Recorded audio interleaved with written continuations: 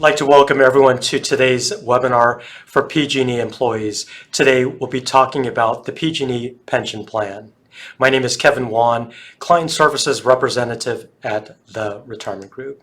Now, for those of you that don't know about the Retirement Group, we've been in business for nearly 3 decades now, helping PG&E employees as they transition into retirement. We take them through their retirement years so that they never run out of money during retirement. One of the flagship products that we offer free of charge is the retirement cash flow analysis. So based on your inputs, we could actually put together and construct your retirement cash flow analysis. The plan goes all the way out to age 100. If there's any shortfalls or gaps in the plan, you'll be able to take corrective action sooner rather than later. Now, full disclosure, the Retirement Group, we are not affiliated with PG&E or the administrators. We are a third party offering professional financial advice regarding your retirement. Now, today we're going to be talking about various topics. We'll be covering the PG&E pension plan. We'll talk about pension eligibility. We'll talk about the pension distribution options as well. So let's go ahead and get started. Now, regarding pension eligibility, for the final average pay to be eligible, you would need to be 55 years of age or older in addition to 5 years of vested service. And the final average pay is for many of you on the call today who have been grandfathered into the older pension plan. Now, the newer pension plan is the cash balance plan, and that began in the year 2013 and beyond. So with the cash balance plan, you would need to have 3 years of service to be vested. Now, let's start off with the union pension plan, the final average pay. Essentially, it is going to take the last month that you have been on the payroll at PG&E. It's going to take that monthly pay. It's going to multiply it by 1.5%. Up to 25 years of service. Anybody with more than 25 years of service, it is going to take 1.6% of that times the years of services above and beyond 25. Added together, that will be your monthly pension annuity amount. Now, from that monthly amount, if there's any applicable age penalties, it'll actually be deducted from that monthly annuity amount. And we'll talk about the age penalties now. Now, regarding the age penalties, if you're a union employee with 30 years of service or more, there's going to be no age penalties. And if you have between 15 and 29 years of service, you could see that you would need to be age 62 or older in order to avoid any age penalties. And then if you have less than 15 years of service, you would need to be age 65 or older in order to avoid the age penalties. Now, with the management formula, the final average pay for management, it's still going to use a monthly average pay, but it's going to look over the last 36 months that you have been working at PG&E. So it's going to take that monthly average, it's going to multiply it by 1.7%, and then it's going to multiply it by your total years of service. And that will be your monthly annuity amount. And in a similar fashion as in the union formula, if there's any applicable age penalties, that'll be deducted from that monthly annuity amount. So let's take a look at the age penalties for management employees. Now, you'll notice on the far right of your screen, if you have 35 years of service or more, there's going to be no age penalties. If you have between 30 and 34 years of service, you would need to be age 60 or older in order to avoid any age penalties. And of course, 15 to 29 years of service, you would need to be 62 or older.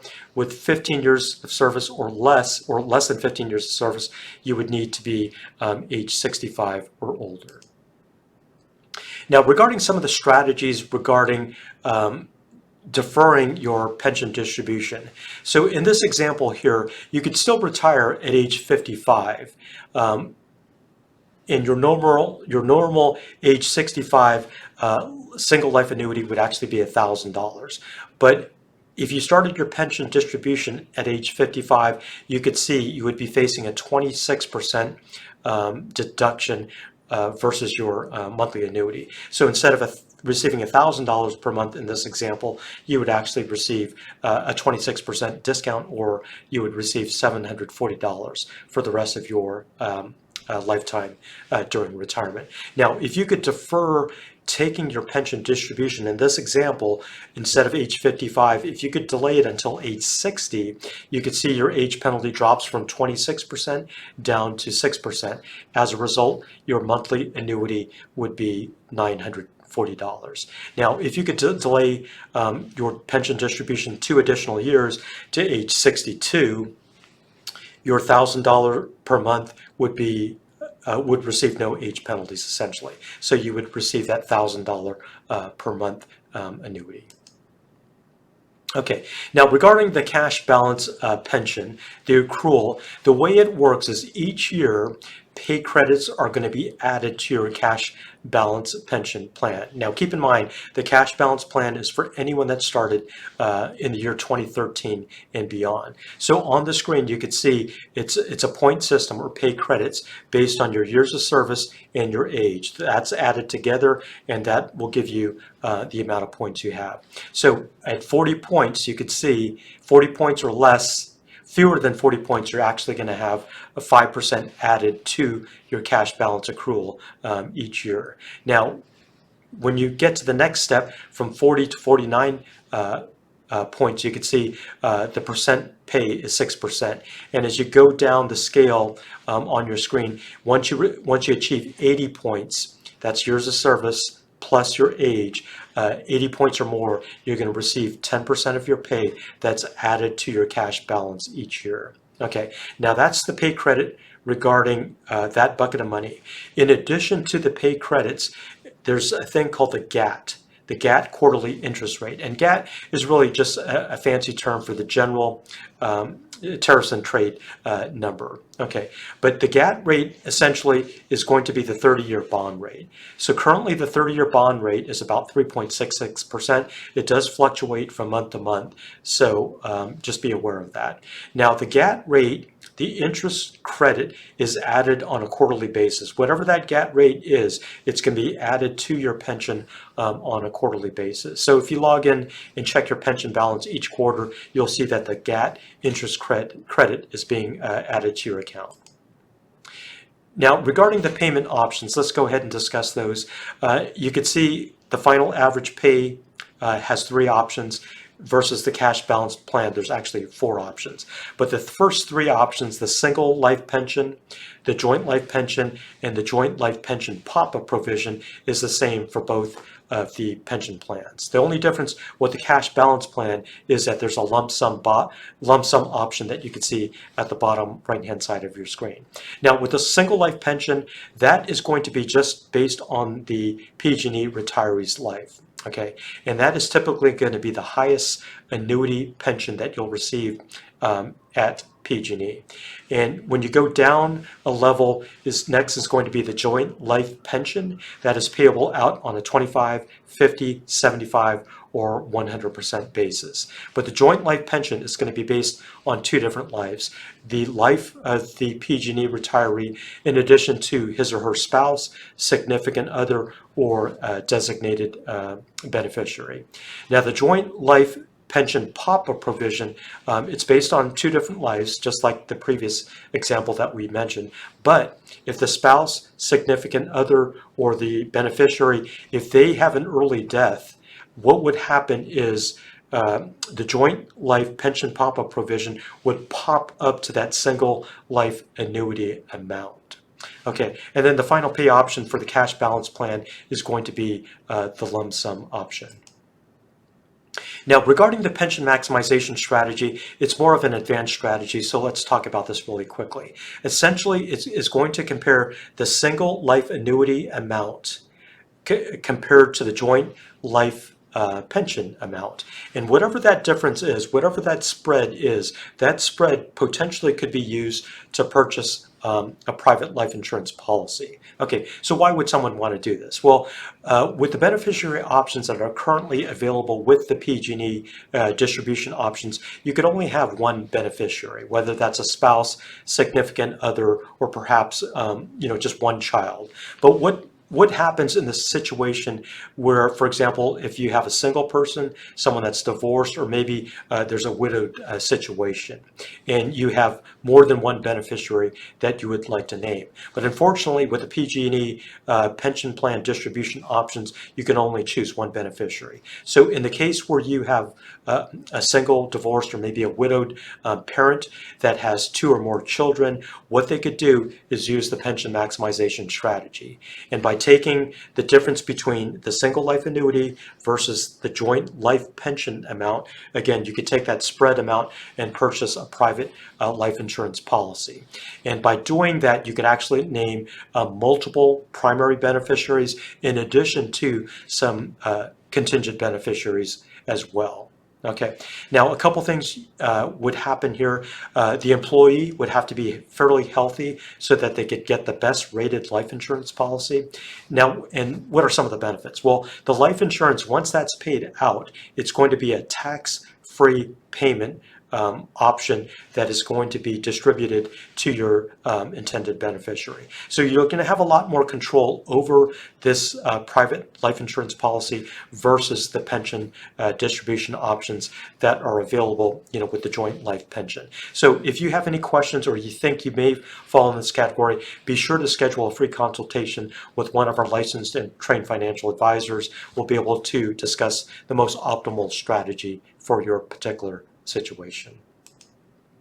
Okay, now again, and on the screen here you can see the formula. It's basically the single life pension minus the joint life pension is that spread. The spread amount would be used to purchase a cost-effective life insurance policy. Now, as we wrap things up, 74% of Americans age 50 and older do not have a written financial plan as they're going into retirement. Now think about this for a minute.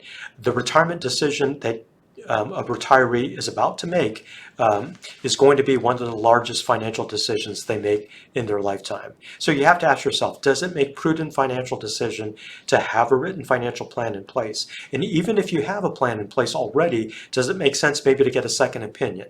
And that's where the retirement group comes into play. We could actually provide you this written retirement financial plan so that you do not have to guess regarding retirement. You'll have a rock solid plan. We'll accumulate all your numbers, put that into the plan.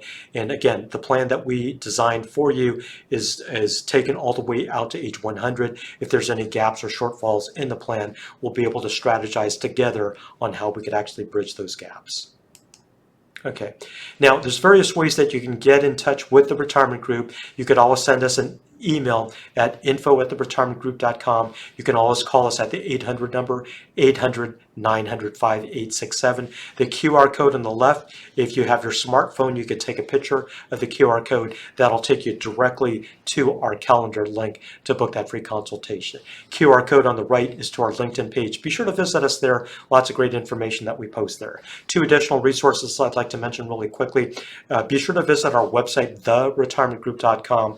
Lots of great information. You can download free retirement guides, white papers, and ebooks on a complimentary basis, covering a wide range of financially and retirement related topics. Also on our website, if you scroll over to the contact tab, you could also book that free consultation that we mentioned earlier.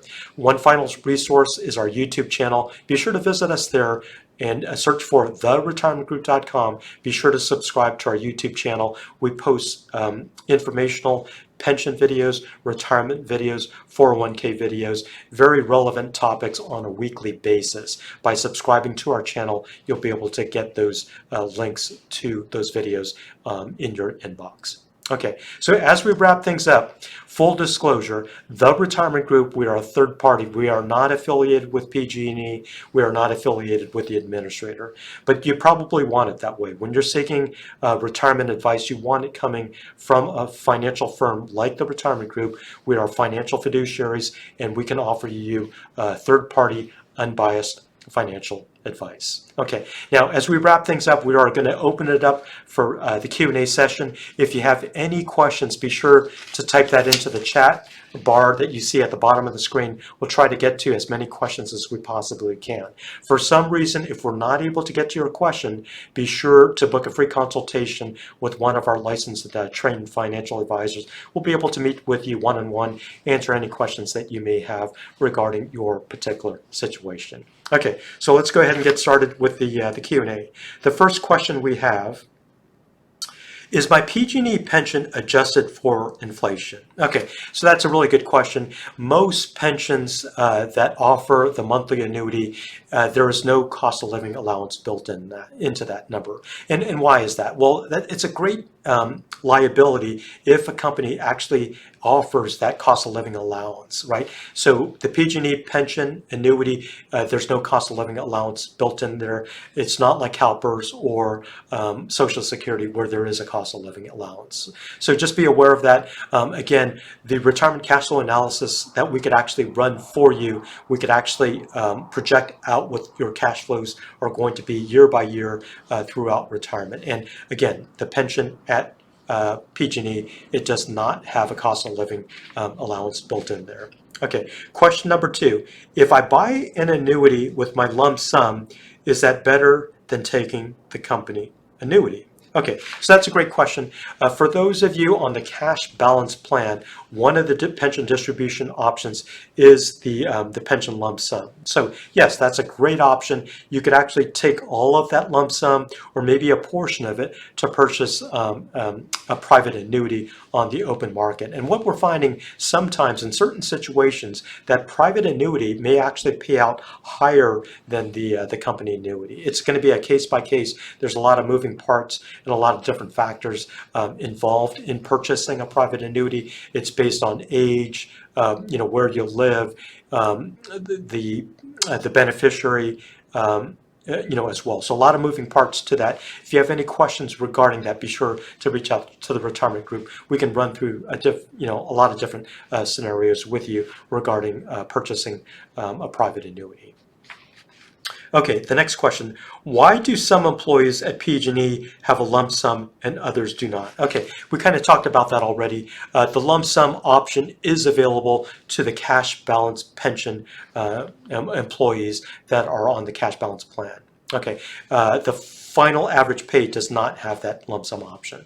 Okay, good question.